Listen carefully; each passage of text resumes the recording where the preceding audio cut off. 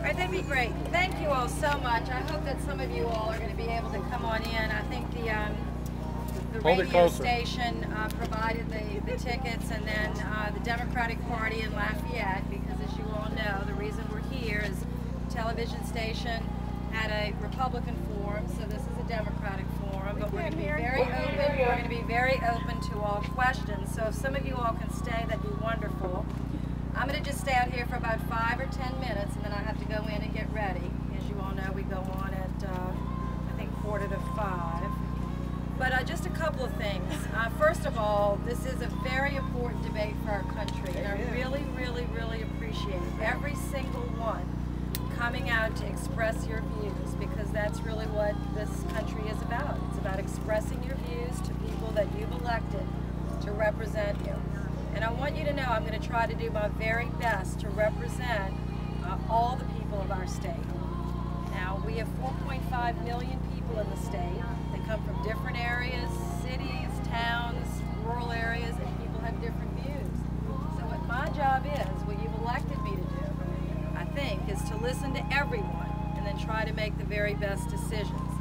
Now, this group may be happy to know, some of you, because I don't know, maybe some of you won't, that I'm generally not in favor of a government-run public option.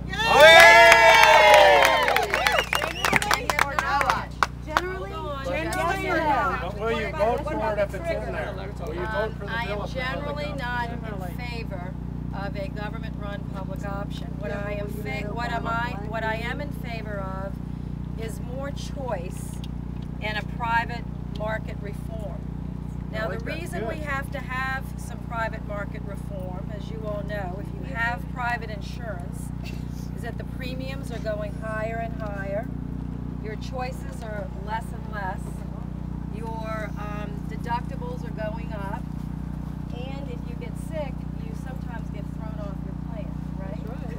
Right. So what I'm working on, what I'm working on, and some of us, not all, but some of us are working on reforming that system so that you have more private choices.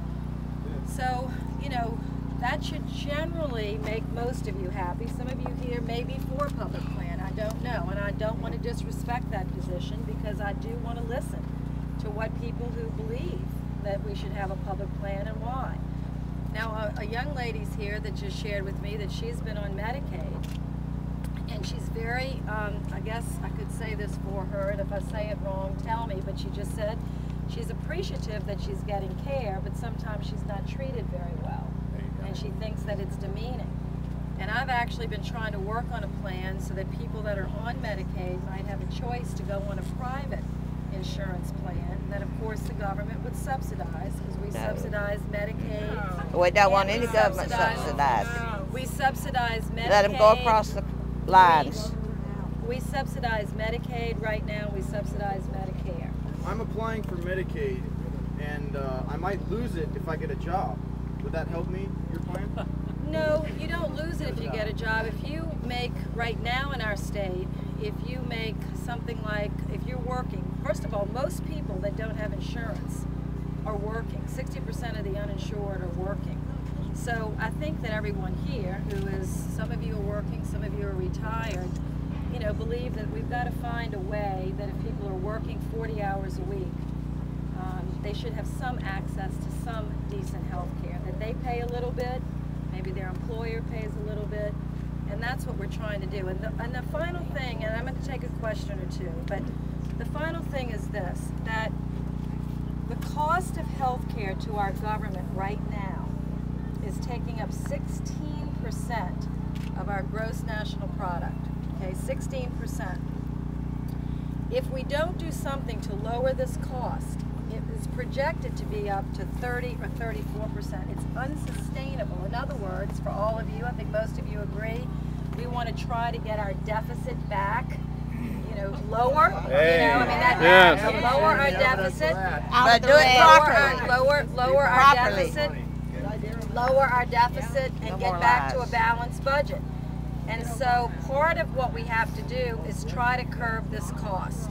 Not just for the government, but for, and that should be a part of it. Tort reform should be a part of it. What about buying insurance? I'm going to tell you All right. Here. Go ahead, sir. If cloture is needed to pass this bill, would you vote for or against cloture? It depends what's in the bill. If it No. does,